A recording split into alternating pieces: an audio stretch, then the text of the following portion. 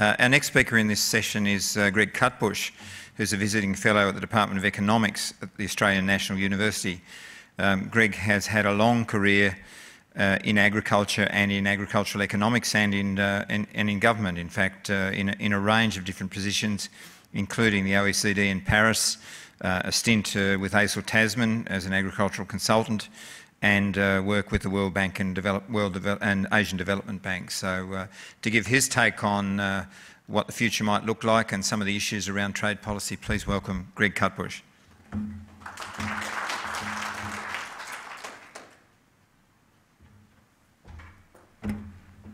Well, thank you, Mick. I must say it's a great honour to be here today and to follow Kim Anderson AO at this function is an especial honour, and I'm sure I won't get one of those. But there's a couple of reasons for that, and one of them is that I think we've got the wrong approach to trade policy, as I'll explain, and it's time we fixed it.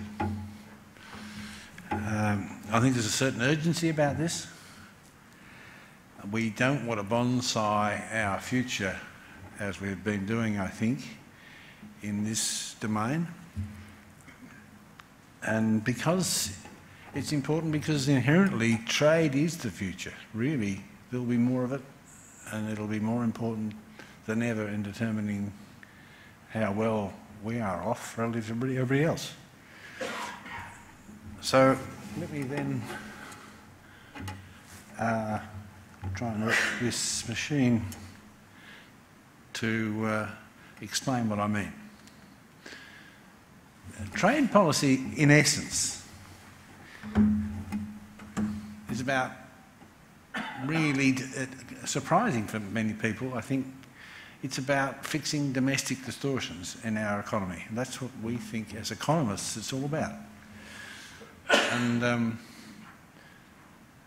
we think that, in fact, that's the most important job when it comes to remedying trade policy, because 80% of all the reform gains we have are at our disposal from doing things to our own distortions and fixing them up. It follows, you see, that we're not talking about the question that invites itself from that observation, I think, is the one I've asked down the bottom of this page, which is why the Department of Foreign Affairs and Trade focuses so much on the gaining of access in other markets for our producers of commodities, mostly.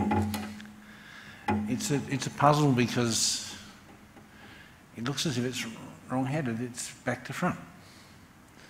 The real issues, I would argue, as a matter of fact, are never going to be to do with foreign access. The possibilities for improved access are small, in fact tiny, if you make them preferential like we've been doing thanks to DFAT administration. And it's time we fixed it.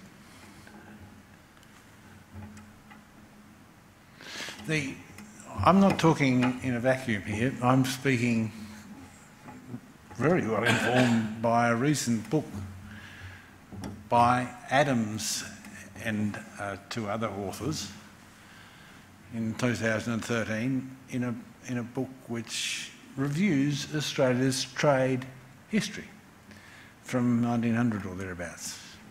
It's a terrific book, mainly because of what it contains to tell us, what it tells us about what happened, why trade is, why we've been so protectionist, of course, and you know, the history of Australia is really a thumbnail sketch of how to be a protectionist for 100 years, as we were.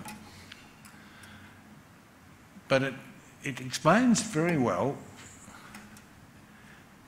why we've adopted a fetish, really, in Department of Trade actions of pursuing foreign access as distinct from fixing up our own economy.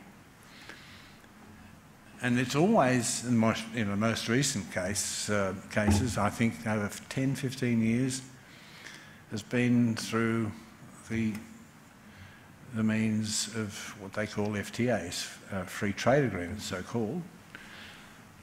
Anyone who looks at a free trade agreement as written will see that they're not about free trade at all, actually. And the book not only is, an account of the history of Australia's sliding into that kind of fetish, but it advocates the continuation of the same approach. And it's like as if the history of the three people who wrote the book and their careers has guided and in fact twisted the way they think about trade negotiating generally. The problem with the approach that they advocate is that they assume growth in exports is going to give us a growth in GDP. Well, it's not true. Smart importing is also important. Turns out we've got lots of opportunities for doing better on that front. They assume wrongly that, and this is against the advice of the Productivity Commission, which has reported on all this stuff within a decade, that we ought to assume we should never cut our own protection until we get a promise from someone else to do likewise. Well, that presumes, that is a sort of arrogance in that particular view that really doesn't fit the facts. Here we are, a very small country. In fact, as some of you know, probably a smaller economy by some significant margin than Florida. And yet we're behaving as if we could dictate terms to others. It's silly. It's an approach that forgets that foreign agricultural policy, if interest, the interest has been as DFAT has expressed it, in the pursuit of greater access for our commodities, it assumes that the commodity programs of other countries are somehow flexible. Well, they're not. Anyone who has studied the US Farm Bill will understand that when it's presented to Congress every 4 years, it's a done deal. It is a fixed thing. It has trade-offs between groups that make it a rigid thing. So the idea that it's flexible is illusory. But the big problem, probably, in general, with the approach that has been followed to date, and the one that is advocated in the Adams et al. Book, is that it's always... progress is always in a discriminatory fashion. They see the future of negotiations as the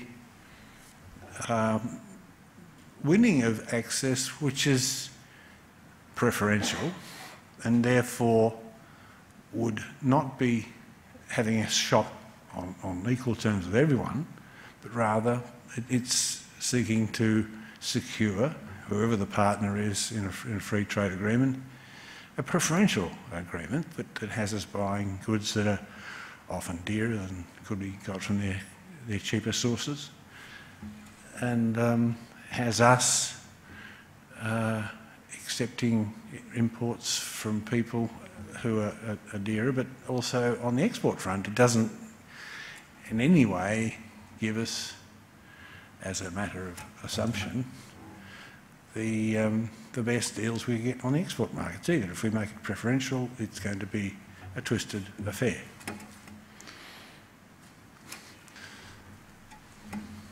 So I'm saying the bureaucracy's principal preoccupations in this area are wrong-headed.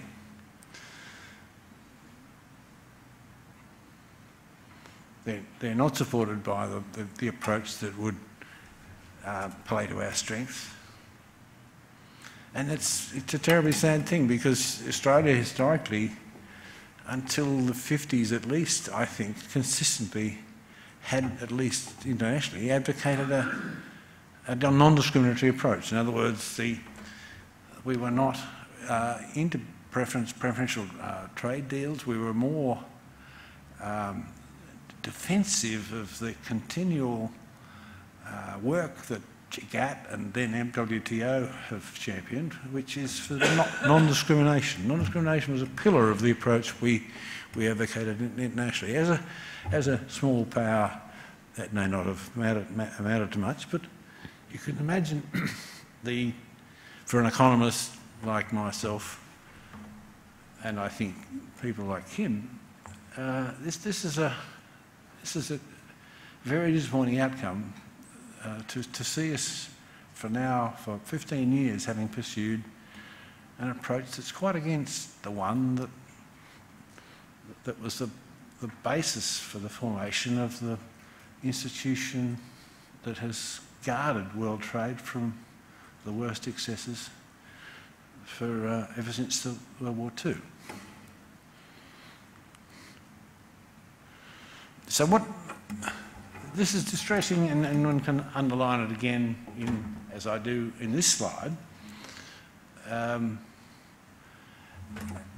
It's disappointing because there's no, administratively speaking, we're buying into a whole lot of complications that, in fact, are fine print complications that are quite discouraging for anyone who might want to get involved in trade. So it turns out that the tests people have done of the extent to which Australian trading firms get involved in the preferences that have been agreed are quite small. Like, I'm talking 10–15% of firms, apparently, getting involved in trade when they're confronting the fine print that is involved in preferential trade deals.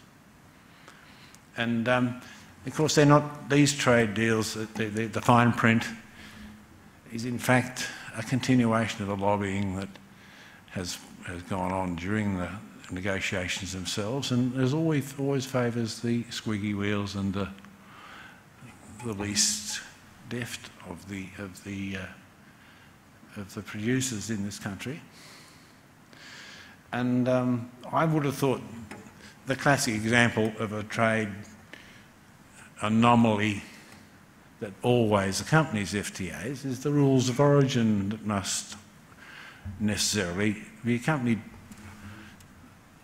them. And you know, the rule of origin is the rule that by which a country decides whether a particular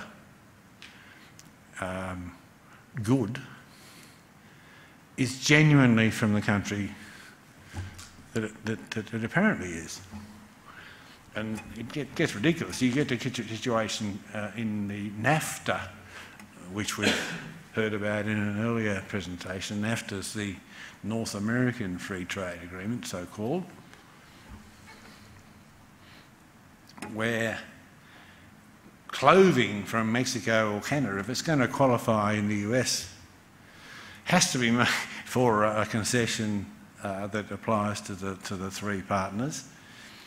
It applies only to clothes made from them from homemade cloth, made from local yarn, if you please. And even the buttons have to be sewn on with yarn that's from one of the three countries. And you'd recognise these sorts of rules as restrictive of trade and often quite silly, but they're ones of the kind that we see in this country in relation to fruit juice. where we, make rules about what a juice must be in terms of physical nature, but also where it can come from and what percentage. So the rules of origin, stand out, I think, as the antithesis of true competition between countries, and they're very much part of the sand in the gears of FTAs that prevent them being helpful. So I'm saying we need a new start. I think we should stop this business and move ourselves, make towards unilateral cuts and protection and offer them irrespective of what other people offer, and not tangle ourselves in negotiations with foreign parties because, well, apart from them being unimpressed with our threats and offers, we control what we do with ourselves. And I think DFAT should proceed with the cultivation of local adjustments that make our own economy more liberal and make that the obsession, not the reverse. And we would abandon the idea that there's bargaining coin in waiting and that we can gain something by pretending we're more powerful than we are when we talk even to New Zealand.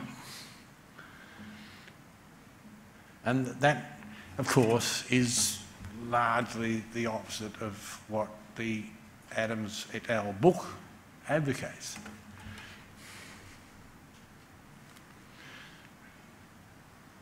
So I'm asserting really, and hoping that you are persuaded by the proposition that unilateral thinking is the right way ahead.